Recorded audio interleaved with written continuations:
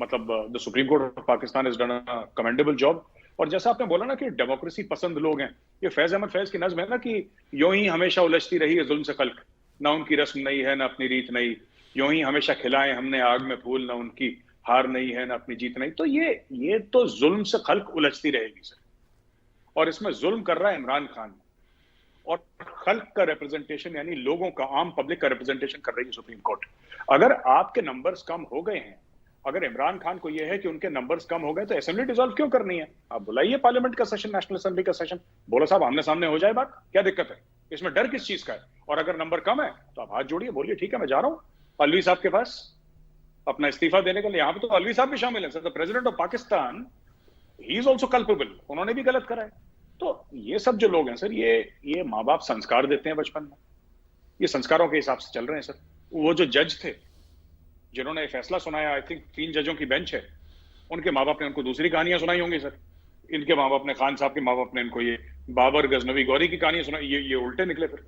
बल्कि अभी जो खबर आई है उसके मुताबिक ये कि 5 जजों का बेंच है और 5-0 का फैसला आया, यानी पांचों जज एक ही पेज पे हैं कि भाई असेंबली को बहाल किया जाता है 9 अप्रैल को। आपने बड़ी अच्छी बात की कि ये एक पाकिस्तान का एक तरीक साज फैसला है। और अभी जब मैं ऑफ कैमरा आपसे बात कर रहा था तो आप बड़ी इंपॉर्टेंट बात कर रहे थे कि यार ये अफसोस की बात है कि हम एक ही तरह के लोग हैं, और ये ऐसा माइंडसेट क्यों है पाकिस्तान, क्यों ऐसा माइंडसेट है भारत के इस पार, जबकि भारत के अंदर आपने वाजपेयी साहब का अभी कोट किया, वो सारे का सारा जो पार्लियामेंट का प्रोसीजर था उन्होंने ग्रेसफुली उसको एक्सेप्ट किया और चले गए। तो भारत में जो कुछ इमरान खान ने और उनके डिप्टी स्पीकर ने और उनके करीबी लोगों ने किया, उसको भारत कैसे देखता रहा और आप कैसे देखते रहे? सर हमारे यहाँ एक चीज, जो हमारे पाकिस्तानी भाई बहन जो प्रोग्राम देख रहे हैं, उनको कैसे समझाऊं मैं। एक हम लोग बोलते हैं सर, हिंदुओं में एक चीज कहते हैं लक्ष्मण रेखा सर। लक्ष्मण रेखा वो होती है कि आप मान लीजिए कोई चीज कुछ भी हो जाए, आप उस चीज को पार नहीं करेंगे।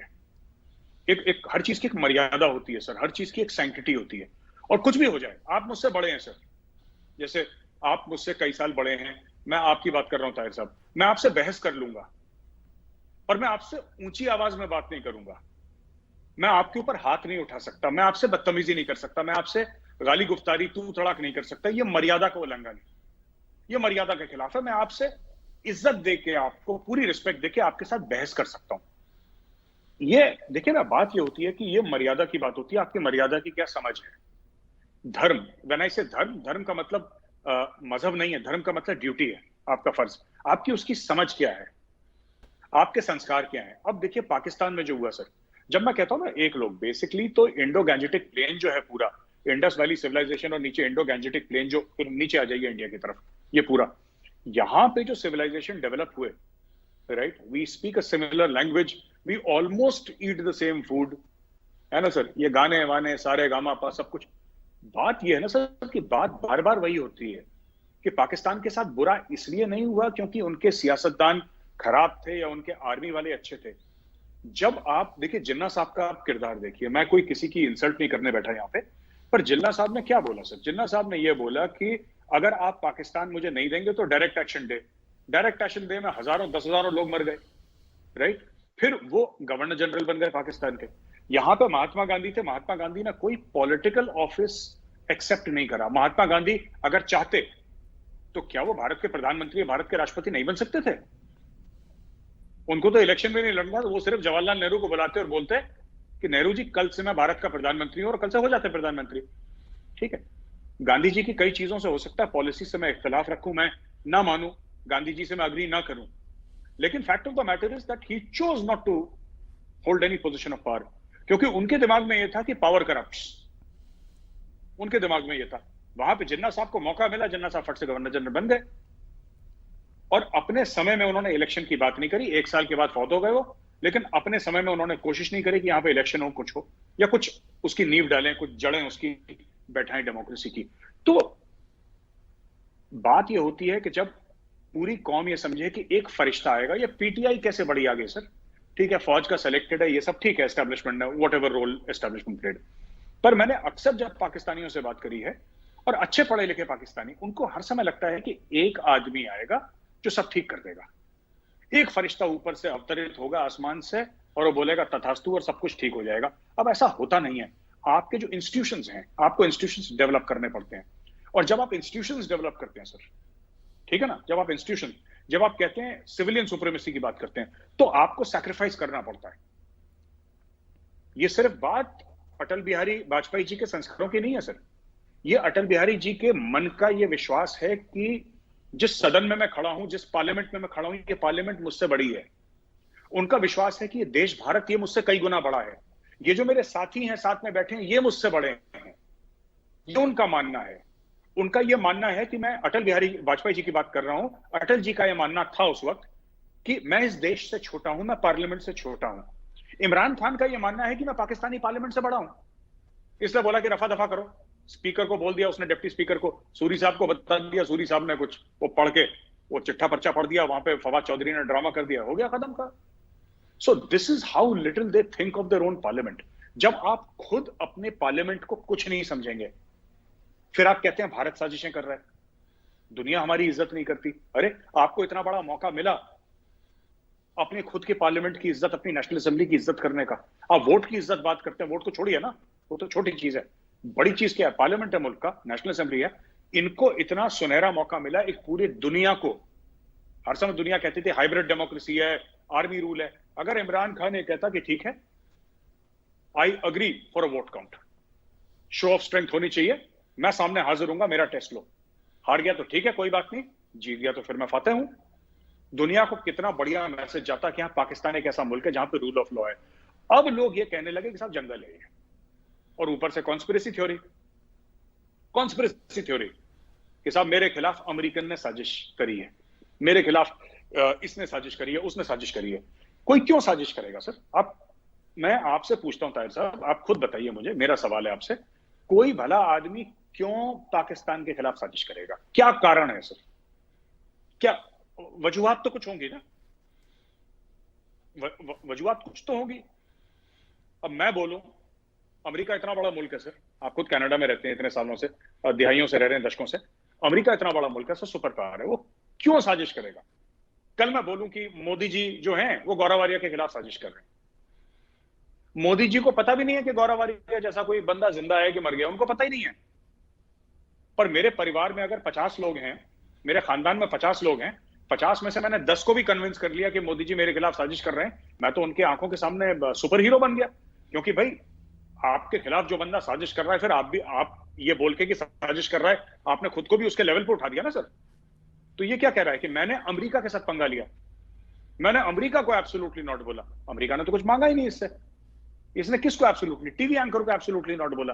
तो ये सब झूठ है सर कि ये चिट्ठी आई है, वो चिट्ठी बाद में पता लगी। पहले कह रहा मेरे पास चिट्ठी आई है, धमकी भरी चिट्ठी है। आपने देखा था सबके सामने यही बोला था ये धमकी वाली ये चिट्ठी है। बाद में पता लगा सर वो पाकिस्तानी नहीं लिखी थी इसको, वो उसी का सफीर था जिसने, वो इंटरनल मेमो है, वो एक इंटरनल मेमो को झूठ बोल के कि धमकी। क्या धमकी है? कोई धमकी नहीं है उसमें, लेकिन झूठ बोल दिया। अमेरिका मेरे खिलाफ साजिश कर रहा है, पाकिस्तान के टीवी एंकर भी पीछे पीछे लग गए सर कि खान साहब के खिलाफ। क्यों करेगा खान के खिलाफ? खान ने तो अमेरिका से जाके पैसे मांगने हैं। अमेरिका करेगा साजिश सर चीन के खिलाफ, अमेरिका साजिश करेगा रूस के खिलाफ। जाहिर सी बात है, बराबरी में मैं ये नहीं कह रहा कि सब लोग बराबर हैं, America is still the sole super power, but लगभग 19-20 का फर्क हो तब कोई बंदा साजिश करे सर।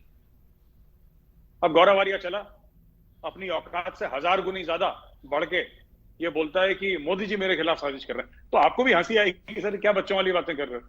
तो ये ही इज डूइंग दैट। पर पीटीआई के जो लोग हैं वो मानते हैं खान की बात, तो खान का सिक्का चल रहा है अभी। आपने कहा कि जो उनके परस्तार हैं यानी इमरान खान के, वो मानते हैं कि वाकई अमेरिका ने उसके ख़िलाफ़ साजिश की, और दुनिया के मुबस्सरीन, आप भी कह रहे हैं उनमें से एक, कि अमेरिका को क्या पड़ी है इमरान खान जैसे आदमी के लिए किसी किस्म की साजिशी प्लान बनाने के, उसके पास और बड़े बड़े काम हैं, बड़े बड़े इश्यूज़ हैं।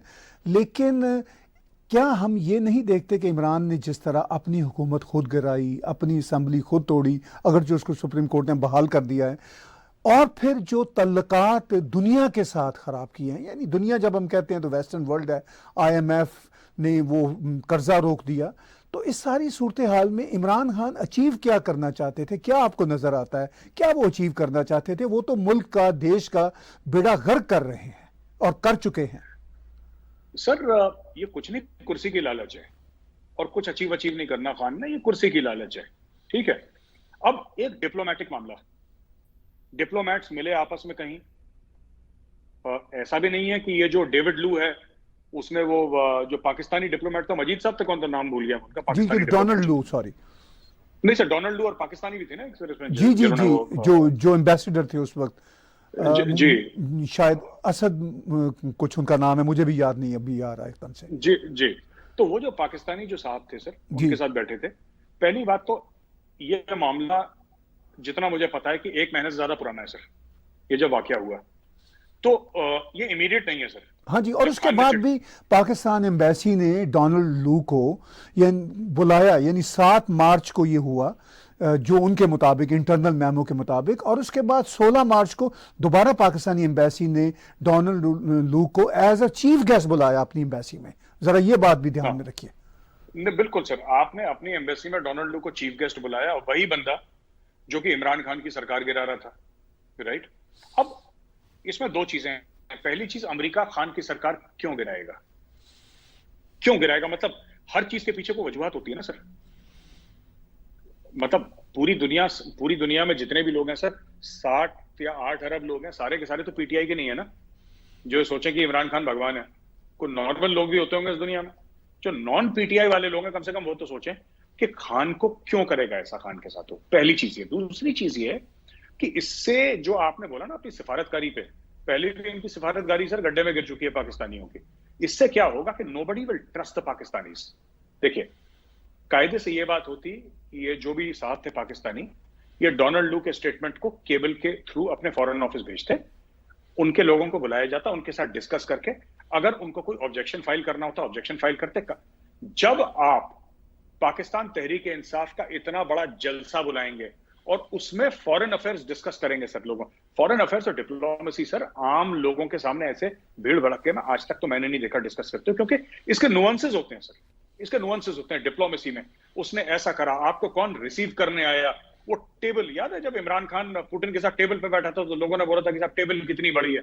ये सब चीजें डिप्लोमेसी में लोग देखते हैं, बॉडी लैंग्वेज देखते हैं, आवाज किस तरीके से, क्या वो स्माइल कर रहा है नहीं कर रहा, क्या उसने हाथ मिलाया नहीं मिलाया, क्या वो गले मिला कि नहीं मिला, 2 हाथों से हाथ मिलाया कि 1 हाथ से, ये सब चीजें दुनिया के बड़े बड़े जो डिप्लोमेट्स हैं वो एनालाइज करते हैं।